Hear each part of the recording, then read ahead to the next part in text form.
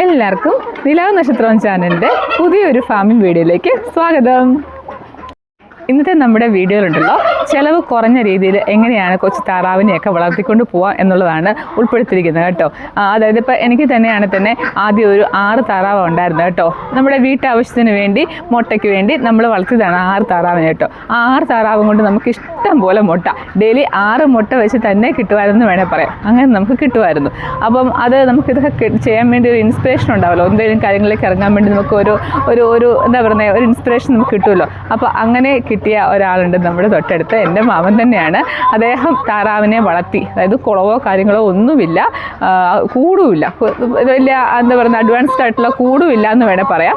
ഒരു ചെറിയ ഒരു സെറ്റപ്പിൽ താറാവിനെ വളർത്തി അവർക്ക് വീട്ടാവശ്യത്തിനും അതുപോലെ തന്നെ അത്യാവശ്യം പുറത്ത് കൊടുക്കാനും ആയിട്ടുള്ള മുട്ടയൊക്കെ അവർക്ക് വീട്ടിൽ കിട്ടുന്നുണ്ട്.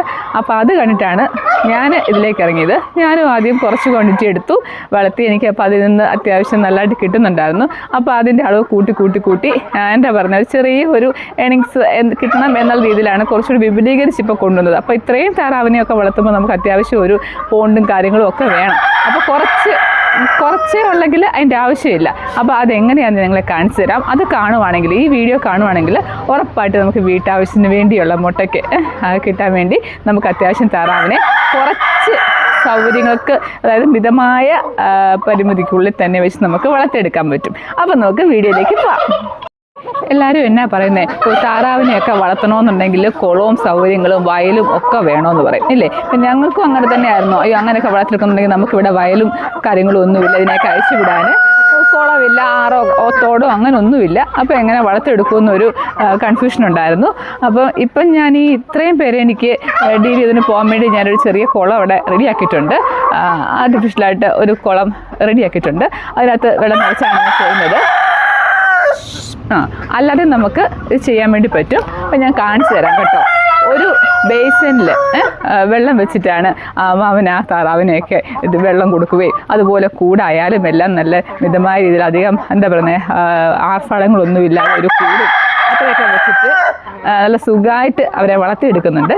അപ്പം ഞാൻ കാണിച്ചു തരാം കേട്ടോ. അത് ഇദ്ദേഹമാണ് കേട്ടോ ഞാൻ പറഞ്ഞ എൻ്റെ മാമൻ കേട്ടോ. ഞാൻ പറഞ്ഞില്ലേ താറാവിനെയൊക്കെ വളർത്തിക്കൊണ്ട് വന്ന് നമുക്കൊരു ഇൻസ്പിറേഷനായി എന്നുള്ളത്. താറാവിൻ്റെ കാര്യത്തിലല്ല, ഇപ്പം തന്നെ ചെയ്യണുണ്ട് എന്തുവാന്ന് കൃഷി പരിപാടിയിലാണ് കേട്ടോ.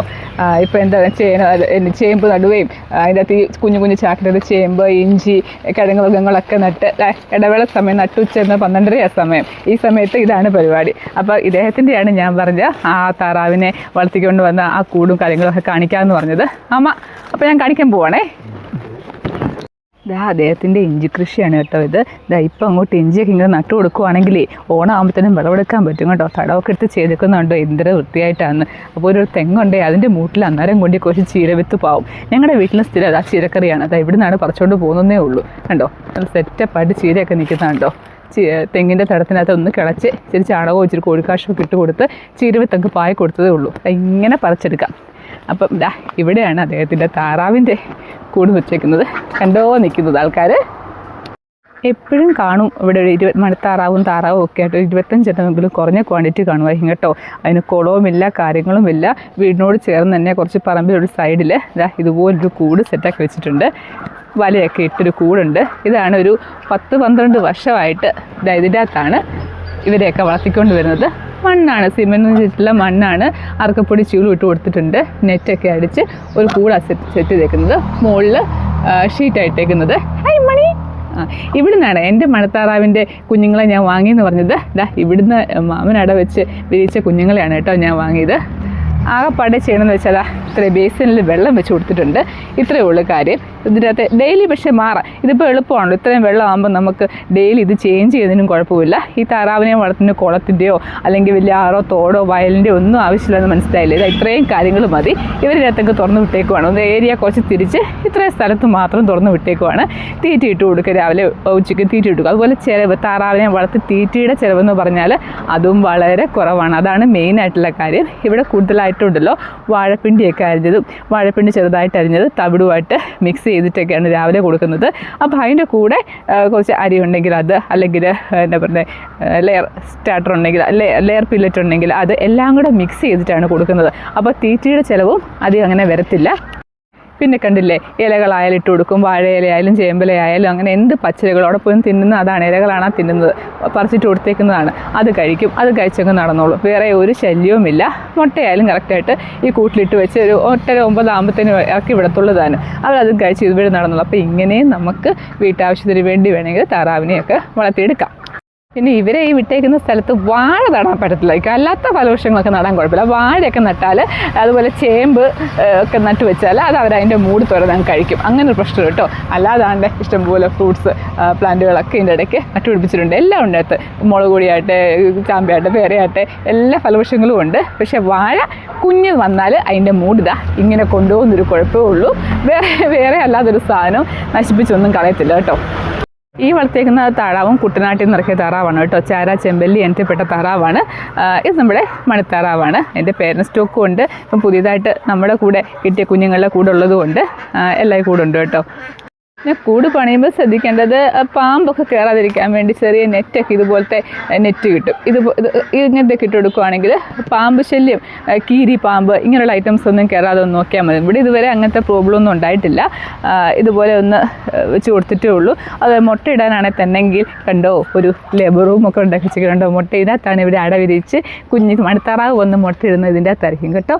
ഇതിനകത്ത് മുട്ട ഇട്ടിട്ട് അവർ അതിനകത്ത് തന്നെ അട ഇരുന്ന് കുഞ്ഞുങ്ങളെ വിരിച്ചുണ്ടാക്കും. അവരുടെ വീട് കണ്ടോ, സൂപ്പറായിട്ടുണ്ട് ല്ലേ. ഓടൊക്കെ വെച്ച് മുകളിൽ 2 തകരമൊക്കെ വെച്ച് റെഡിയാക്കുന്ന കൂടാണ്. ഇതിനകത്ത് ഇരുത്തിയാണ് അവർ ആടെ ഇരിഞ്ഞ് കുഞ്ഞുങ്ങളുമായിട്ട് ഇറങ്ങുന്നത് കേട്ടോ. അല്ലാതെ വേറെ മെഡിസിൻസോ കാര്യങ്ങളോ അങ്ങനെയൊന്നും കൊടുക്കാറില്ല. നമ്മളിപ്പോൾ പറഞ്ഞത് ഗ്രോവിപ്ലക്സ് സിറപ്പാണ്, അതിൻ്റെ സിറപ്പ്, വൈറ്റമിൻ സിറപ്പ് ഉണ്ടല്ലോ, അതാണ് മാമ കൊടുക്കുന്നത്. വെള്ളത്തിൽ കലക്കി കൊടുക്കുക ചെയ്യുന്നത്.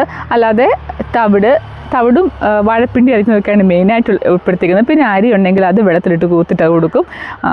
പിന്നെ ലെയർ മാഷൊക്കെ ഇട്ട് വളർത്തുകയാണെങ്കിൽ സൂപ്പറാണ്. പക്ഷെ നമുക്കങ്ങോട്ട് അത്രയും മുതലാകത്തില്ല. അതും കുറേശ്ശെ ഇതിൻ്റെ കൂടെ മിക്സ് ചെയ്ത് കൊടുക്കാം. കാരണം അത് തന്നെ ഇട്ടൊക്കെ വളർത്തി കൊടുക്കുകയാണെങ്കിൽ മുട്ടയെ കുറച്ചുകൂടെ കിട്ടുമായിരിക്കാം, പക്ഷെ നമ്മുടെ കൈ നിൽക്കത്തില്ല. അപ്പോൾ നമ്മൾ വീട്ടാവശ്യത്തിനൊക്കെ ഒരു 10-15 താറാവിനെയൊക്കെ ഇട്ട് ഇതുപോലെ വളർത്തുകയാണെങ്കിൽ നമുക്ക് മുട്ടയും കിട്ടും. വലിയ തീറ്റ ചിലവൊക്കെ ലാഭിച്ച് മാക്സിമം ചിലവ് ചുരുക്കി വളർത്തിയെടുക്കാൻ ശ്രമിക്കണം. ഇപ്പോൾ ഒരു 15-20 താറാവിനൊക്കെ ഉള്ളിൽ വീട്ടിൽ വളർത്തുന്നുണ്ടെങ്കിൽ ഇതുപോലെ ബേസിനിലൊക്കെ വെള്ളം വെച്ച് കൊടുത്താൽ മതി. അപ്പോൾ അത് കൂടുതലൊക്കെ കുറച്ചുകൂടെ ക്വാണ്ടിറ്റി, അതായത് 10-50 അകത്ത് വളർത്തുന്നവരാണെങ്കിൽ ഒരു ചെറിയ കുഴി റൗണ്ടിലെടുത്തിട്ട് ടാർപോളിനുണ്ടല്ലോ, ടാർപ്പ ഇട്ട് കൊടുത്ത് സൈഡിൽ വല്ലോ കമ്പോ കല്ലോ ഒക്കെ വെച്ച് കൊടുക്കുവാണെങ്കിൽ അതിനകത്ത് വെള്ളം നിറച്ച് കൊടുത്താൽ അവർക്ക് നല്ല ബാത്തിങ് പൂളാവും കേട്ടോ. അപ്പോൾ അതൊരു കാണാനൊക്കെ രസമുള്ള കാര്യമാണ്. ഇങ്ങനെയും വളർത്താം. അതല്ല കുറച്ചുകൂടെ ആർഭാടമായിട്ട് എടുക്കുകയെന്നുണ്ടെങ്കിൽ അതുപോലെ നമുക്ക് ചെയ്യാം.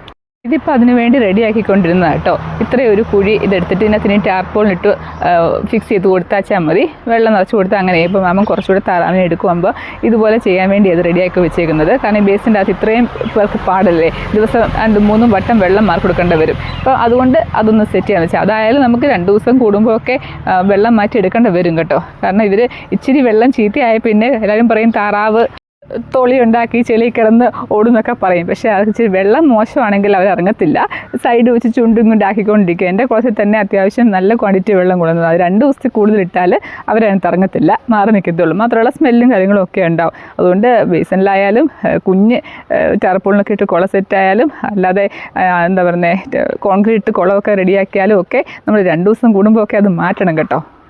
അങ്ങനെ ഇച്ചിരി വൃത്തിയായിട്ടൊക്കെ കൊണ്ടുപോവുകയാണെങ്കിൽ നിങ്ങൾക്ക് അസുഖങ്ങളും കാര്യങ്ങളും ഒന്നും വരത്തില്ല.